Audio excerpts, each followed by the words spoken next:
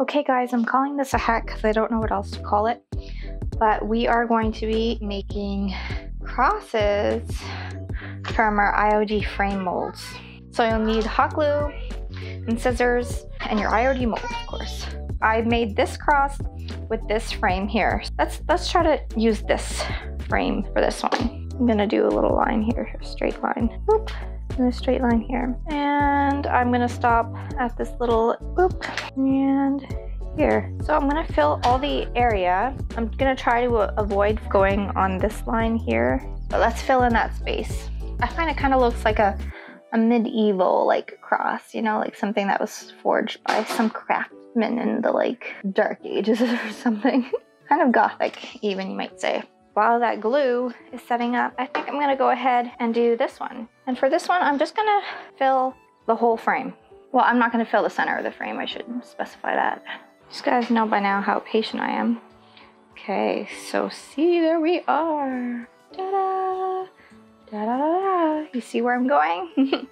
Pro tip here, if you are very impatient like me and stick your fingers in some somewhat warm hot glue and your fingers are stuck, you're better off just waiting for it to set with your finger glued in there before pulling it away, because you're gonna make a heaping mess of what you're working on. Here I am waiting with my finger in glue. So I got this guy out. Before we trim it, let's get this cut here. So I'm gonna cut it in the middle there, and I want this to be the bottom part of my cross. So I'm gonna go slightly further down because I want the bottom part of the cross to be longer. The proportions are a little chunky. So you can see why I prefer to do this sort of project with hot glue, so I can just go in there and cut it away. Trim these guys. And if you can see here, my lines are a little messy on the inside. So what I'm gonna do is I'm gonna take my hot glue gun nozzle and I'm just going to like soften that up just really lightly. It takes away those jagged scissor lines. Okay, I find these little arms are too short. I'll just trim off the top. Oh, that looks much better already. The whole reason why I wanted to do this project in the first place is because I wanted to buy a pair of rosary beads because it reminds me of my great-grandmother. And I got looking online to see if I could find an antique necklace that was similar to hers, and I couldn't find anything, and I was just like, well, so I created it, but it's too big for what I'd like, but I was still kind of impressed with the fact I made it work, so I thought you guys might be interested. Okay, I'm gonna clean up the rest of my pieces here. Yeah. The perfect surface to glue up your crosses is actually the back of your silicone mold. Just be careful, like I do this all the time, but there are some thin spots, so just don't like puncture it or anything. So what I'm gonna do, I'm gonna go to the back of it and kind of like a welder, I'm going to like tack the top and tack the bottom. And then once that sets up, you can go back in and fill in the rest of it and then turn it over and squish it flat.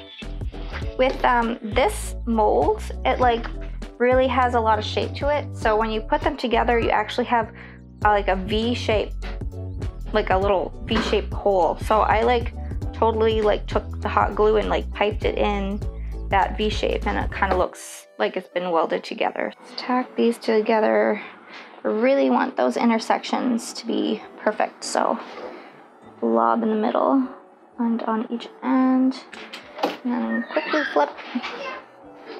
Now let's trim those ends up. There. And when we paint that, I think it's gonna look a lot nicer.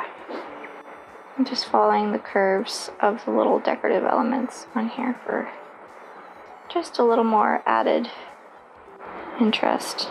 Make sure you get rid of all your stringy bits. We want to, nothing says this is made out of hot glue more than a bunch of stringy bits all over the place. Okay, let's get these guys primed with some black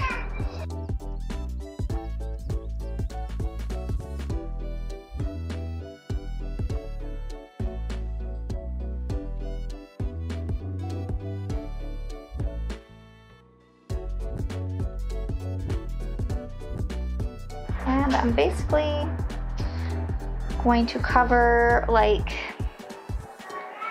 85% of my black paint with my bronze.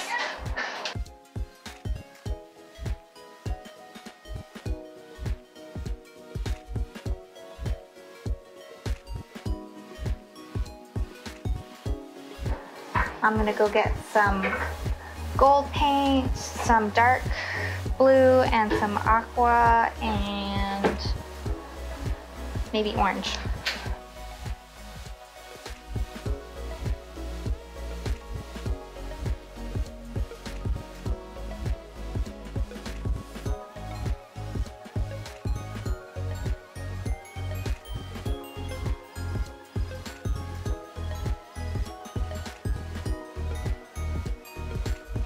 Okay, and then starting with the blue, I'm just gonna put some on my finger.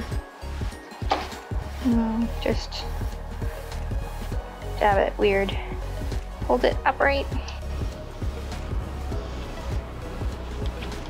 Some of this red oxide. Sometimes I'm particular about how I do things, and sometimes I just glob paint on with my fingers.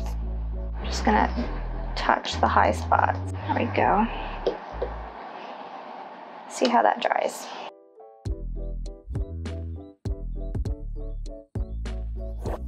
Example of what you could do with these guys. So here, I didn't quite glue it down. I glued it down and I ripped it off again. But you can see I layered the little crosses. So you could use them freestanding like this, or you could glue them down to a little project, layer them. The aging on this little wood block here, I took my stamp pad and just dabbed it on the edges of that. That works really nicely actually. So there's this one. And this one over here, I used a mold from Swag to do like the little fabric-y, sweepy swag thing over the cross. And then I made some little stick crosses and used some clay to make a little moundy hill. And I used Miss Mustard Seed Melt paint. It was very easy to get a nice gradient. And I sanded the edges down just to kind of frame it up a little bit. Which one's your favorite? So if you thought this project was interesting or you liked it, give me a thumbs up and consider subscribing if you haven't already. We got some more projects on our way. I'd like to start some larger projects for you guys here. So yeah, look forward to that. Bye guys, till next time.